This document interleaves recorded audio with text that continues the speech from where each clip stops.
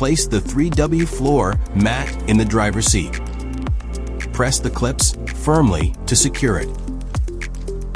Repeat the same steps for the front passenger seat. Do the same for the back seats. Adjust the position so the edges fit snugly.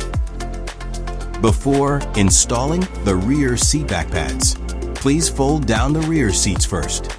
Then position the seat back pads. Similarly, adjust the position so the edges fit snugly. Raise the seat backs. Then place the trunk mat in position. Thread the drawstring through the small holes. Adjust the edges and you're done.